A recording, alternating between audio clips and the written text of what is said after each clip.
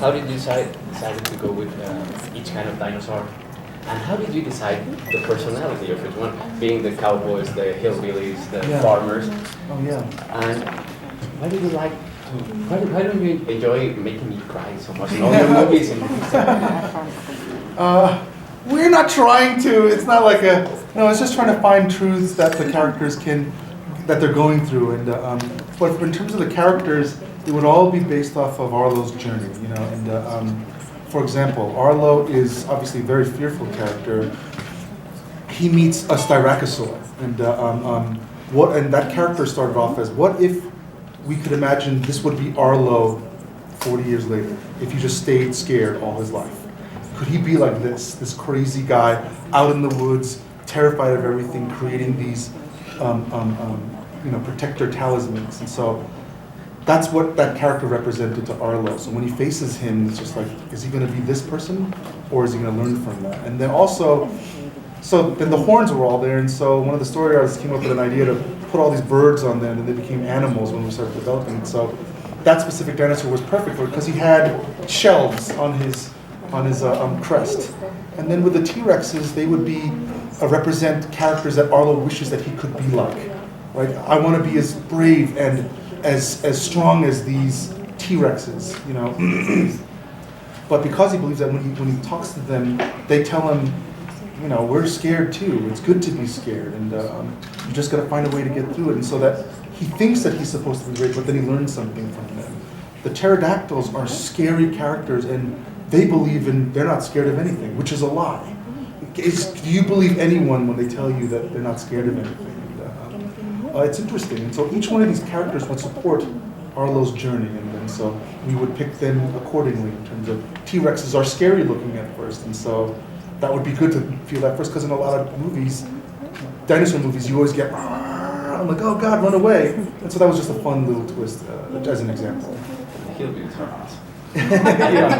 Yeah, those guys. John Lasseter loves it. Yeah, Those are his favorite characters. they really came off of, because we discovered that scientists were saying that some dinosaurs had feathers, and so we're like, boy, let's play around with that. And so the first things that some of the artists did were making like funny, like hillbilly hair, or almost like football player hair, or whatever it was. And so they really had fun with making these kind of crazy characters, and that's how those guys came to be. Thank you. Yeah, thank you. En español. Okay, in Spanish. Creo que no hay una película más familiar que esta. I think there's no family-oriented movie that is better than this. Sin embargo, es un sentimiento muy importante, muy radical, el que nos deja a todos, sobre todo en la escena del círculo. But the feeling that we get, especially in the symbol with the circle, is something which is very radical, right? Oh yeah, that's great. Hay algunos elementos más fuertes, como más trágicos, que les hubiera gustado incluir, que por obviedad de la animación tuvieron que reducir, o si lo mantuvieron como desde un inicio tenían la idea. Were there some more tragic ideas that you had that you wanted to portray, but maybe due to limitations of animation you did not include, or was it from the very beginning that this was the way you wanted to make the movie or wanted to? It's a really great question. You know, there were definitely other ideas of struggle. For example, Arlo went up into an icy, snowy mountain that really tested Arlo, and he fell down, and it was really a whole other challenge. But there were things like this all over the movie in terms of characters that he would meet and how dangerous they would be, or other natural phenomena. But when we started building it, we just wanted to make sure that each one of these steps pushed Arlo's maturity, so that when he's a boy, that you could see the steps of him growing to become a man. And it was all focused on that, simple, because the story is very simple about a boy growing up, but trying to find that connection to what's the final chess move for Arlo to become a man. What is that? You know, when I was a kid, I remember being selfish about me. This is all about me. What do I need? And then growing up, understanding like it's not about what I need. It's what my family needs. It's what my friends need. And so we talked about in those steps how to move that needle so that you would see the sacrifice that Arlo would make at the end. Because he really loved Spot so much, and for that step to say, you need something more than I can give you, this is better for you, was the whole conceit. I mean, I would say, like, it's interesting now, like, technically, in terms of, like, execution, with films now at Pixar, I don't feel like there's like technically a lot of limitations. I think that we have a pretty remarkable group of artists that work there, and honestly, it's about making a story feel sort of authentic. And that was the one thing that I think when we decided about Papa dying and sort of facing the whole issue of dealing with grief, I know that, for example, that I lost my father, and I knew in my gut if something felt real or not, and we didn't treat it tritely. That was really important to me, you know, working with Pete, because it's a serious issue, but it's something that is a fact of life, you know, which I think is sort of important not to sort of ignore. And it's a part of the classicness of the story, which makes the story so powerful. There are movies like E.T., He Doesn't Have a Father, Bambi when he loses his mother, how this character understands mourning. You know, people have been talking about Lion King today too, and that's one of those movies too that they talk about death in a way. But I mean, yeah, it's just but something that that we scene want to in respect. Bambi, you know, I was a very small girl when I saw that, and that was the thing that I remember the most about that movie. And it's like one of my first memories. So I think we take that pretty seriously. We need to be responsible. And honor and respect it. Yeah. Thank you. Thank you. La tecnología representó un factor bien importante dentro de la película.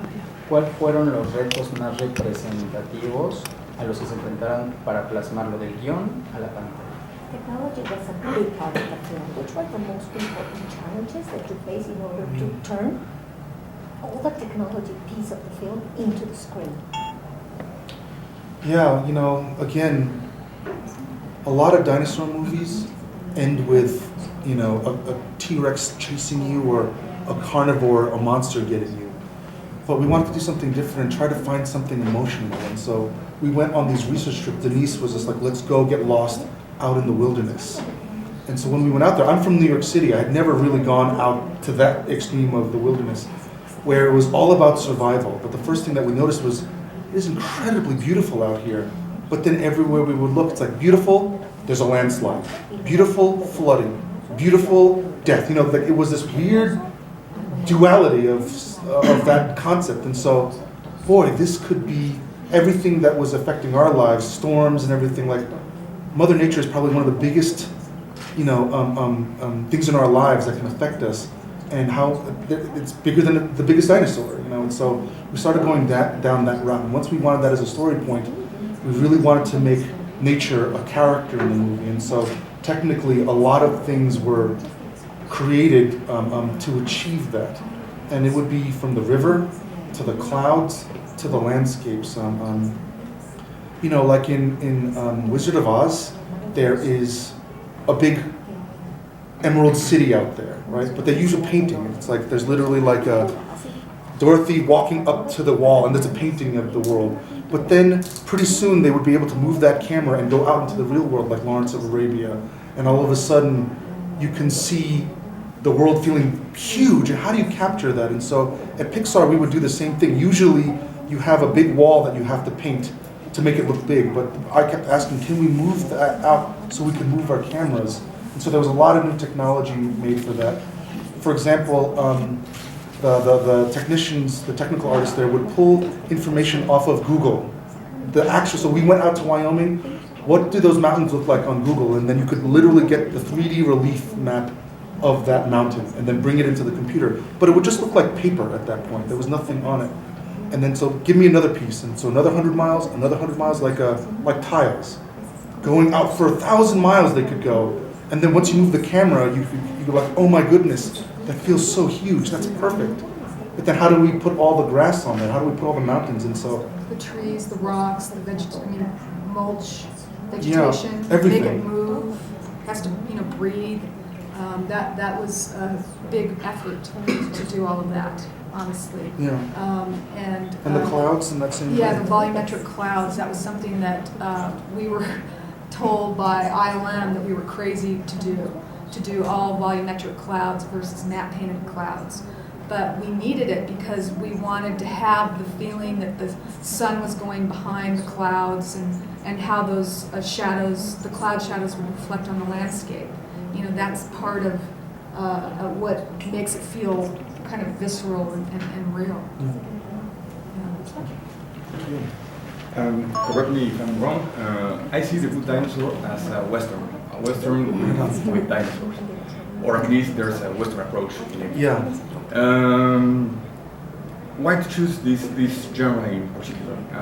Yeah. What are those elements that are here and there that you thought, Yeah. wow, this needs to be the approach for this movie? Yeah, you know what's funny is that we started off with a more Western film. I remember 2 years ago when we first started this, there was a sheriff, there was a saloon, everyone talked like this and guns, and it felt like we were making fun of it. But why the Western is an interesting question, because I keep calling it a frontier movie. Because, let me step back. I grew up in New York. My parents had a grocery store, and it was just my family, mom and dad, my brother and I, working together to make this store work, survive in the city. We did all this research where we would meet farmers and ranchers, and it hit me so, they were so different from me, but at the same time, we shared the same thing of, we're just a family trying to survive on thousands of acres, you know. I was stamping cans with price tags. This guy was riding a horse to move cattle, but it was still a family trying to work together. Then it hit me, oh my goodness, how hard it must have been out here to survive. And so once that kind of family out on the frontier and what that meant for a family to survive out there really hit me in an emotional way, like every part of the family has to help to survive out here. And so when you see a lot of these Western movies, that's a part of the genre. You know, there's the High Noon guy about like, can Gary Cooper face his fears and get the clan? Can Shane and this family out survive out in the wilderness against other ranchers or against nature? And so they're all this kind of survival aspect because they're in the middle of a tough land, and it occurs everywhere. In Korea, surviving the land, in Asia, here, everywhere, that idea of survival was a big thing. And then also dinosaurs were found in the Northwest. They're found in Montana and Wyoming, and all of a sudden it became pretty interesting because you could make it about dinosaurs and cars in the city. You could make dinosaurs flying in rockets. But there was something so sincere about, we're just a family and we're trying to make it as best as we can. This one son in this family believes that he can't help his family, and then he loses his father. Now he's screwed. What's going to happen to him? And so then it was just like, boy, how do we play with making Arlo get stronger and that he can feel like he can be part of that family? So it all started with that inception of survival. Thank you. Hi. You already mentioned that it's a very family-oriented movie. We already mentioned that it's also an acceptance of grief, of loss. And I think everyone can relate to that in one way or another. But what would you like people, either kids that are going to watch the movie or the fathers that are going to watch the movie with their kids, to take away from this story? Like, have more caring for a family business, or spend more time with the kid because maybe a storm will take you away and run? Yeah. No, it's always been about getting through your fears. I have 2 kids. They were both born in making this movie. This movie took for 5 years for me, and so I have a 5-year-old daughter and a 3-year-old son. And they just watched the movie for the first time last week, and they loved it. And there was funny parts and there were scary parts, and they got emotional, and they went through all the kind of things that I remember going through my favorite movies when I was a kid. And so I got really emotional over that. But the thing that I kept thinking about is for my daughter, because she talks to me about this, if she's afraid of something, she'll stop and not go further, and understanding that it's okay to be afraid.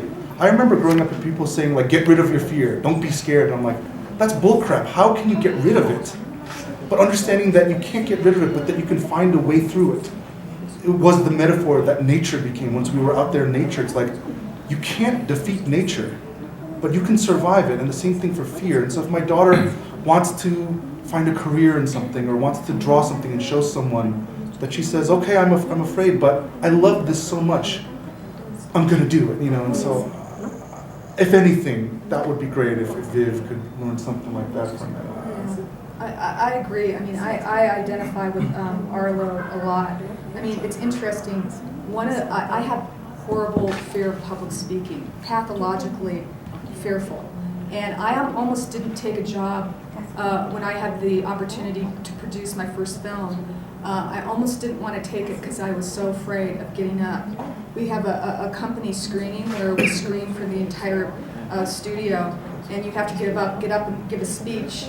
And I literally almost did not take the job because I was so terrified of the prospect. Literally every day I woke up and was like, oh my God, I'm one day closer to doing that speech. That sounds so stupid, but it's like, to not follow my dream because I was afraid of that. And so I love to think that there's going to be some girl out there that watches this movie and maybe it gives her the courage to kind of follow something that she really loves. Thank you. Yeah. When we talk about a Disney character, we are talking about characters that practically are beloved around the world. And you are ready in order to give to all the kids your Arlo? It's a good question. It's making a movie, this is my first time. It feels very much like raising a kid. I know that sounds so silly, but like you have an idea and you're just like taking care of it, and it's just like, idea, you're gonna be a violinist. That's what you're gonna be.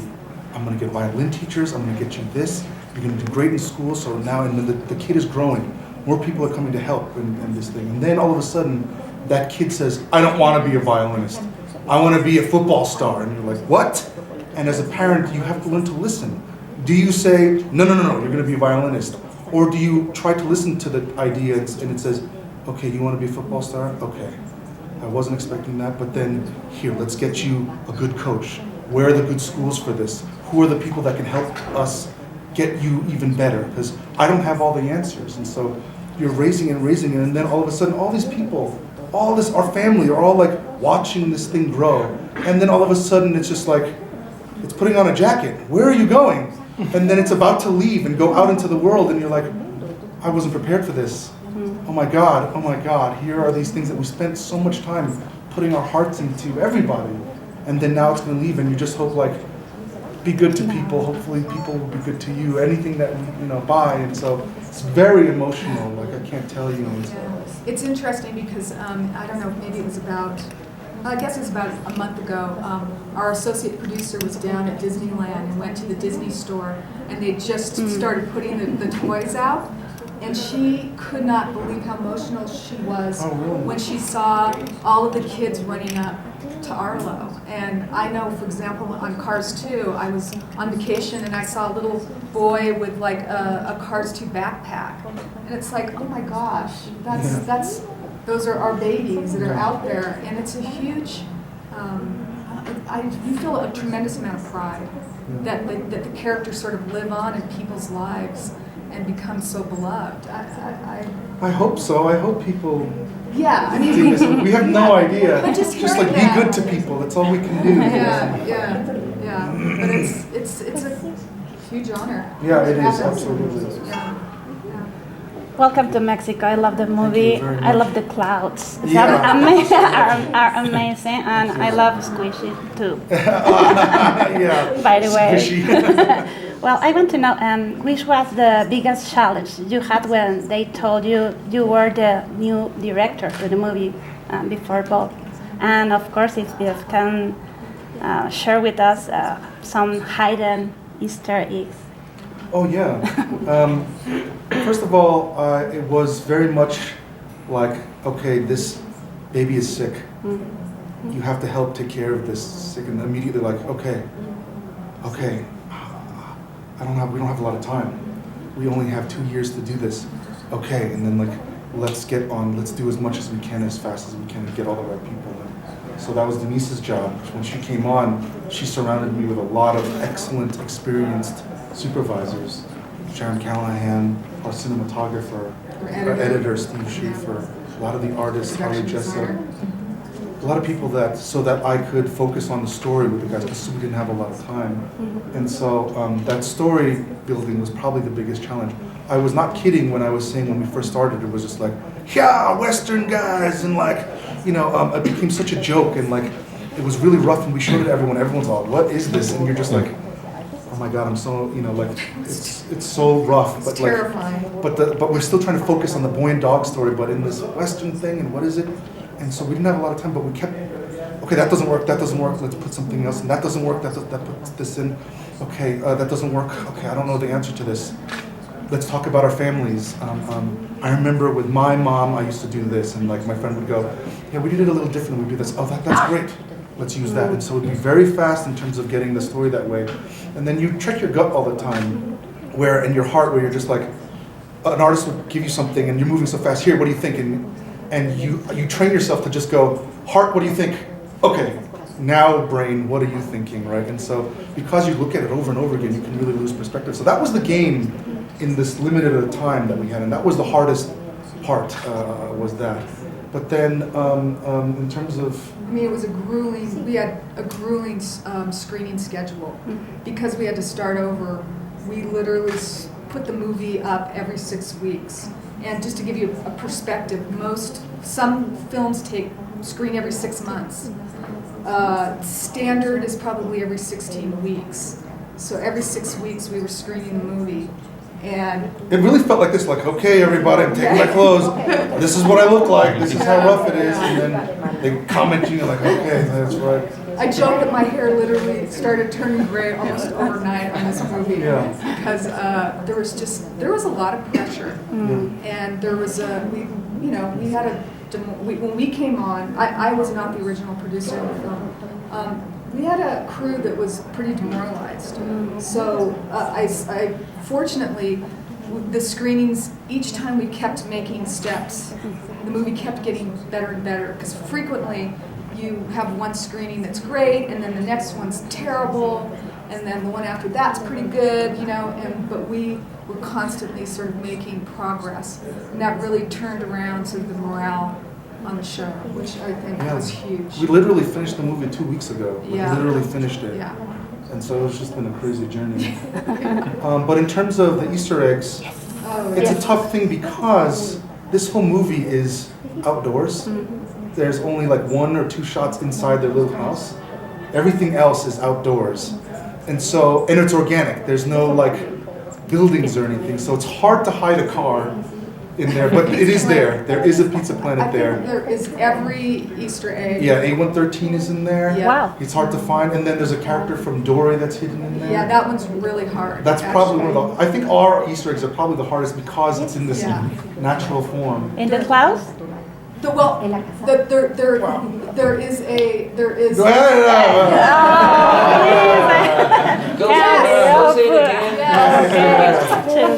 Yes. Almost.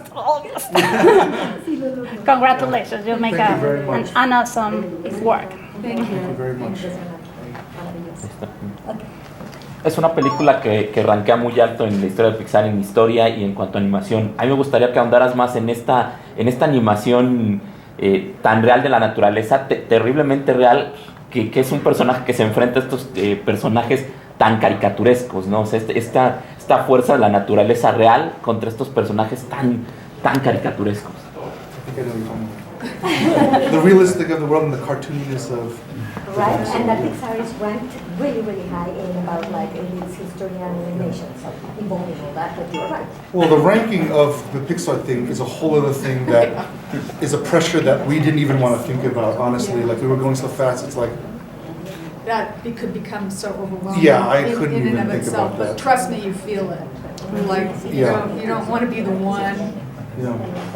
God, let's not even joke about that, seriously. Yeah. This isn't wood, this is fake wood.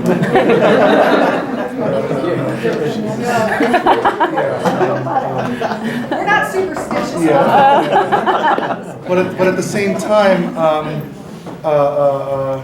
you were asking about the cartooniness. It was a very simple concept of the research that we had done out in the wilderness.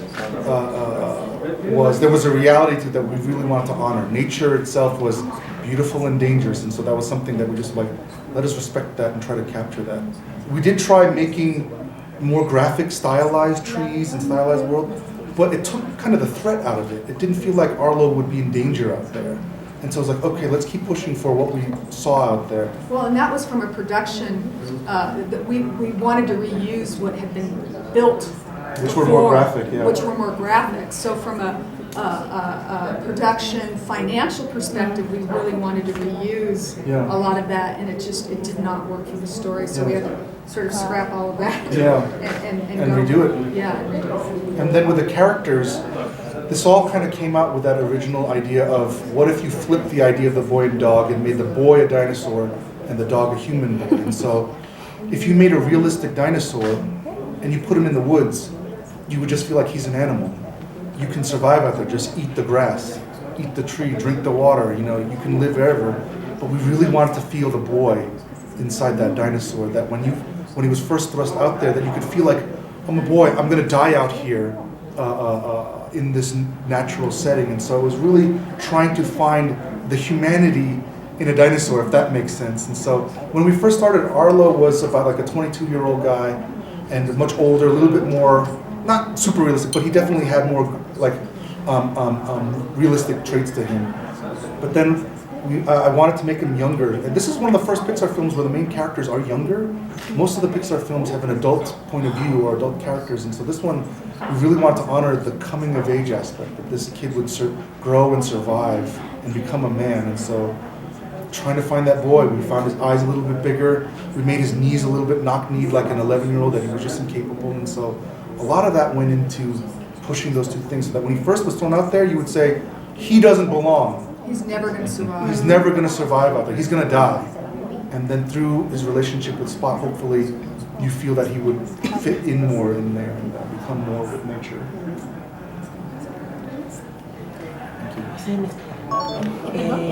En español.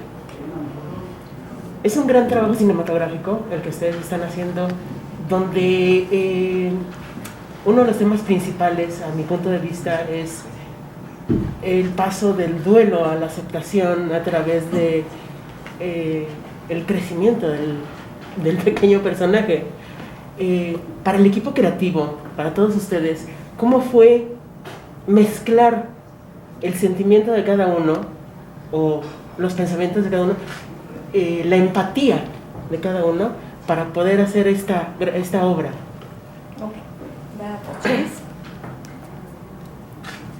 Of course, this is a great film, Thank you. work. Okay, and from my point of view, this topic is very, very important because it speaks about acceptance or accepting, going from grieving all the way to acceptance, and it has to do with coming of age, with growing, with materness.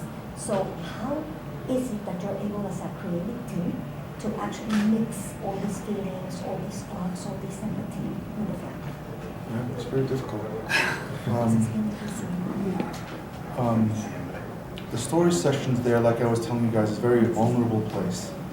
You talk about things that are very personal, and then sometimes people can go, I hate that, and you're like, that's something that happened to me. That's a truth. How can you not like that? And then you say, I'm never going to give anything personal, because if that's how people are going to treat it, why should I do that?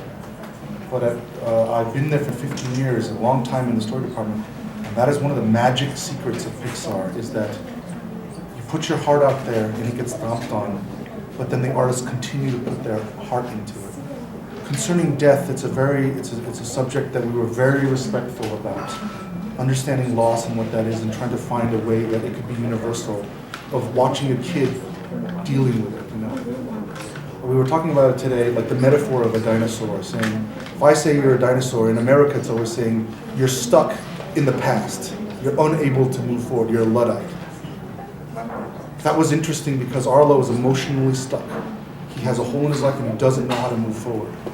And Spot would be that catalyst that teach him to move forward. And so we talked a lot about our lives. You talk about, you know, it's like a therapy session. Yeah, and we honestly really did prioritize Pete spending time with the story team. I mean, that was the main priority for the film, because again, executing a movie is the most straightforward thing. And that was why we brought on these really experienced people that could sort of worry about the production of manufacturing the shots, for lack of a better word. And so it was really important for Pete to focus, stay with story as long as possible. I delayed putting the movie into production for as long as I could, so he could keep experimenting with what really felt authentic. Additionally, the other important thing was really giving the animators, I mean, it was this interesting, dance that we played with delaying, but then wanting the animators to have as much time as possible. And then that, when Pete sort of got the story working, that was his next priority, was to craft that performance. And really creating, again, something that felt like, I keep saying authentic or believable, and it's just like, it's watching it ourselves and saying, do you feel anything? And when you don't, luckily Pete is not things out and try something new. And a lot of directors, that's where they get stuck, is that they're afraid to go in there and pull the things out and try something new. And it's scary, and it's like, again, you're the producer and your hair's turning gray and you need to start making the movie. But again, if the story isn't working, there's nothing to make. So. Yeah, but it's very much like this. Our story sessions are literally like this, where we would sit around and talk about ideas like this, about like, how is Arlo losing his father important to the story? How is Spot and the connection with his family connected to Arlo? How do we do that? And best idea always is what I would go for. As a director, it's not a single thing. It is, at Pixar, it is a collaborative effort. It is everyone. Like if you talk about your father or your brother or anything, it's something that you are giving and said, this has happened to me, this is my heart. I will respect that and say, okay, that is a truthful thing that I connect to. How do we solve this story with that? And so it's always like this. Thank you. Okay. Es para Peter. Esta es tu primera gran película y es muy buena, a mí me gustó mucho. ¿Cómo ha sido tu curva de aprendizaje de cuando entraste al proyecto a ahora? ¿Y qué proyecto sigue después para ti? Okay, so my question is, this is a very good film and it's your first film directing. Yeah. So my question has to do about your learning curve.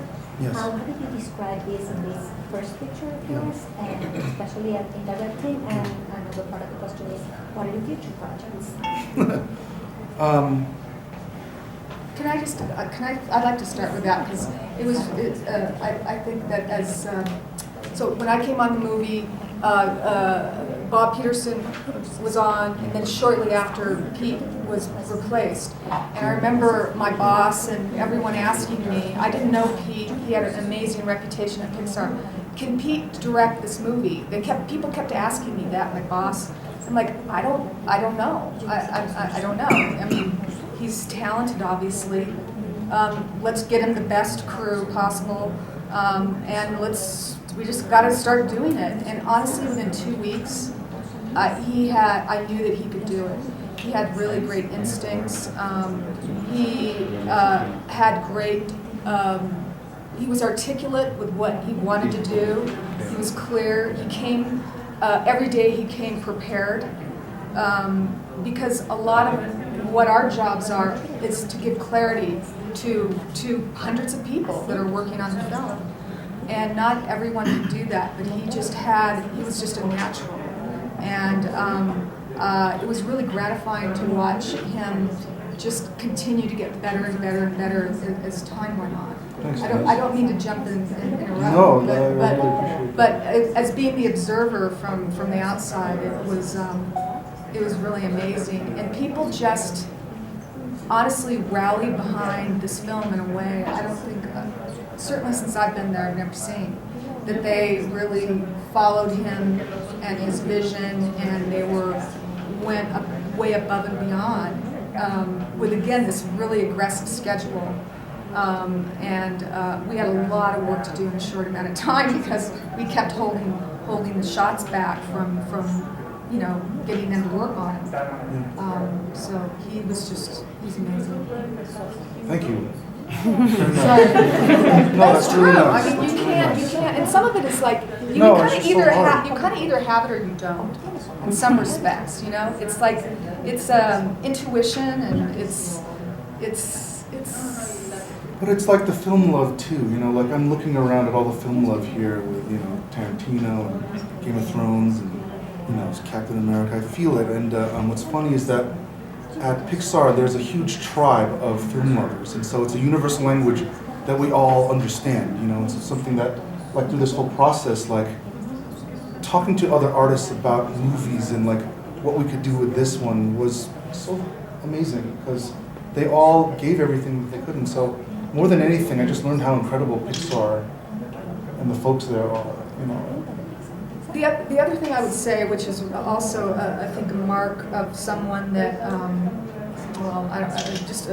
someone that I want to work with, is Pete wasn't afraid to say when he didn't know something, and that when he needed help. And he didn't come in there pretending to know it all, which really made it easy to figure out how we could support him.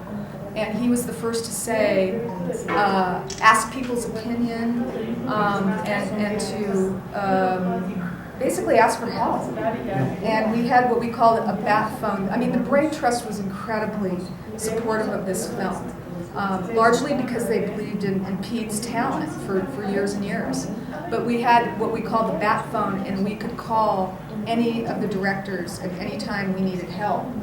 And that was vastly important, I think, to you, to reassure Pete. And we just got stuck at times, and we called upon these trusted filmmakers. I mean, fortunately, our executives are filmmakers. They're not suits. They're making movies themselves. So that. And then what's your next project? Tell us, please. No, in regards to that, like, my wife has been taking care of my two kids, specifically the last 2 years. Like, I missed a lot of dinners, and like there was like I went on a vacation where I was walking with my son, and I was like, who are you? Oh my goodness. He's 3 years old, and I missed kind of 2 years of you. And so I owe my wife a lot. And so after this is all done, I feel like I gotta pay her back somehow. And that's all that's been on my mind. Is like, how do I say thank you in a way that is meaningful to what she has done for me? I need to support her in that way because it was hard. It was really insane. But she's a very talented artist in her own yeah, right. exactly. And so I just feel like that's the next project. And then we'll be very interested. Everybody has to do that. Squishy. Squishy. Why not? Want to come pitch some ideas? Sure. Thank you very much. Mi pregunta es en español. Ya mencionaron algo, pero me gustaría profundizar. Hay una escena que me impactó y me recordó mi infancia con el Rey León, con Simba y Mufasa cuando se pierde. ¿Hay alguna inspiración en esa escena? Y finalmente, ¿por qué los humanos somos las mascotas y no al revés? Okay, two questions in one. The first one is that it's been mentioned somehow, but I want to delve into it. It has to do, it reminisces my childhood, and it has to do with this scene that kind of is similar a little bit to the Lion King. I want to know if there was any inspiration in that. That's the first part of the question. Sure. And the other one, ¿y la segunda parte era? ¿Por qué no somos mascotas? And why are the villains in this film actually the pets? The Lion King wasn't something that we were trying to copy at all, but there were a lot of movies that I was looking at for the boy and dog aspect. The Lion King is great for the coming of age, that he's going to be the king, which I really loved about that movie, but trying to find more of a story, because Arlo doesn't become a king at all like that, he's just moving to that next layer. So we looked at a lot of movies like that, like E.T. No, la parte donde muere. When he dies. No, but that's what I mean. Like in the boy and dog story, like E.T., like in Black Stallion. What's the Black Stallion in Spanish? ¿Cómo se llama Black Stallion? Corce Negro. Corcel Negro. Old Yeller. There's a lot of movies like this where there's a hole that's created in the boy's life, and in a lot of movies, the buddy movies, there's the I don't like you, I don't like you. I don't care for you, I still don't like you. Boy, you did something that I understand. Boy, I understand you now. Now we're buddies. In the boy and dog story, it's a little different. It's I don't like you. I'm an animal. I still don't like you. I'm still just an animal. You're teaching me about the world. I'm still being what I am. I love you. And then like that whole idea is a little bit different. And so creating that whole it's always, like we talked about it a lot about like what Arlo's whole will be. And then we talked a lot about in our lives loss and that concept. And so it wasn't trying to copy anything, but just honor what That archetype story. this very classic story of in E.T. there's no father. In Corcel Negro, he loses his father in the beginning. Even in Bambi, that coming of age story, he loses his mother. And it wasn't trying to copy any of that. It was something that I kept going into just because, why am I feeling this? Why does my gut keep going here about that? And it's a part of life that like still deserves to talk about in a way that my kids don't know all of those movies or anything like that, but trying to tell a story that is unique in its own way, but still try to find a new way to heal so that Arlo can move on and become a man. And then the second question was about... Why humans pets? Oh, yes. It was in the beginning, it was just kind of a funny twist, which was cool. And like, okay. And everyone came up with ideas about like, oh, they could do this, they could do that. We went so down the line about like real human pets that we were like, this is really weird. Let's go away from that. I mean, we had like humans in cages and like it was so weird. But like more than anything, like I really loved this relationship with a dinosaur boy and then an animal that you and I all know is a human. And in the animating of it and the figuring out of the story, this is going to sound so sappy, but we found the humanity in it, if that makes sense.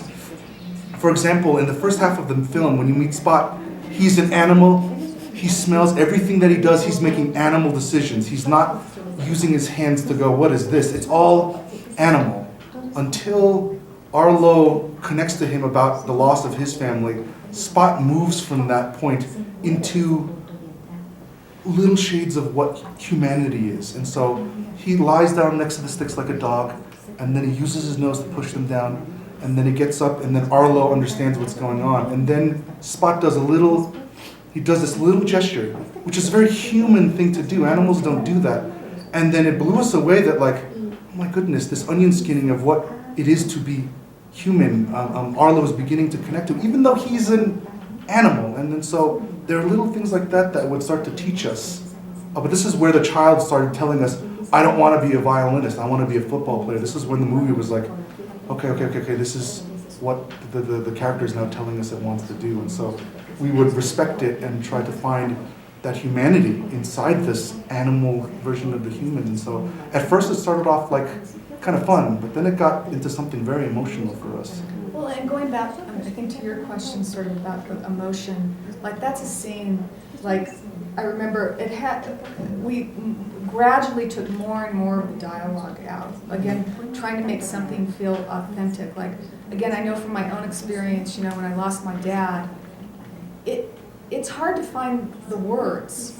Everything starts sounding cliched or trite, and there's so much to me more emotion of just seeing him go up and pat him and comfort Arlo, the empathy, and the empathy, and just the simple line like, of course I miss him. I mean, what else can you really say without it just being a bunch of words that just sound like something you've heard before and kind of sound empty.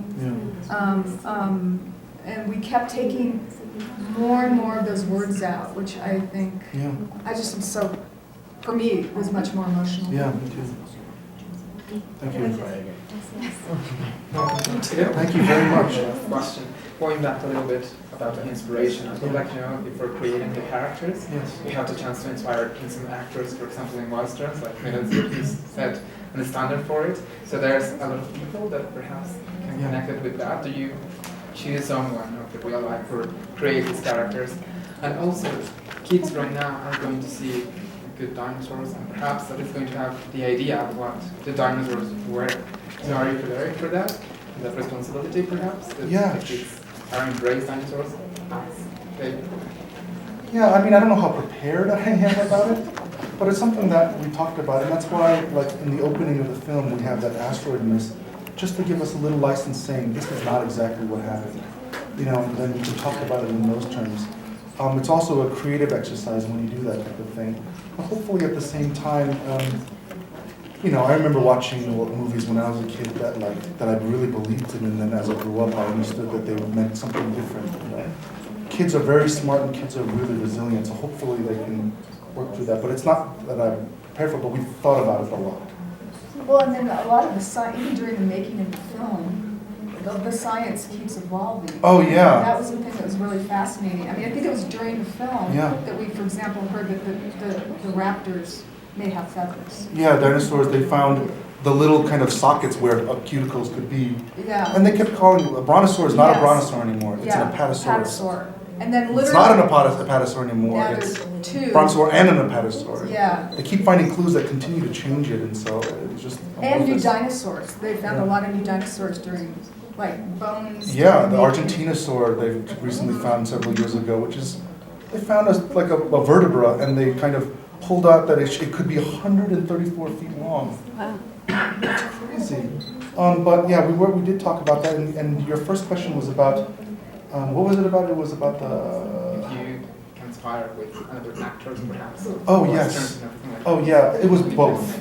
It was absolutely both, because in the beginning we were like, let's get Bush to be John Wayne, squinty eyes, and I feel that, and then so, but it became a very caricature. Did you ever see Monty Python and the Holy Grail? Yeah. There's like a scene in there where Terry Gilliam is like, they're faking like they're on horses and so in the beginning the T-Rexes were kind of like this. They were just a joke and we're like, what are we doing? And then Denise again would help us push to go for some research. John Lasseter would always say, do your research, keep digging. And then we met this family out there in Oregon. They would change my life. I can't tell you, coming from New York and being a parent, how these guys lived their life. They were these two white kind of people from Nevada having a ranch in Oregon. They adopted 5 black Haitian kids, and they raised these guys with such love. They were the coolest family I ever met, and they were all through love. And the father would always be like, I'm going to tell you this thing once, and that's it. I love you, but you got to listen to that first time, and then he's going to move on. And that's how they taught you. Like, I had never ridden on horses the way these guys do. They were like, here's a rope, go catch a horse. And you're like, how do I do that? What are you like? You'll see, just go into the pen, and you're in the pen with 6 horses moving around, you're like, I don't know what to do, and then you do it, and you're proud of yourself, and it's guys like that you're like, oh, the way I teach my kids are like, oh, you did it wrong, I'll do it for you. Oh, you did it wrong, oh, let me help you. Where this father was all like, you can do it. You can fail, but you can do it, and we wanted to capture that type of guy. So in the beginning, it was a little bit of the John Wayne and the Western movies that I had loved, but then... Joe McKay really influenced Butch. But that's what I mean. Yeah. I'm saying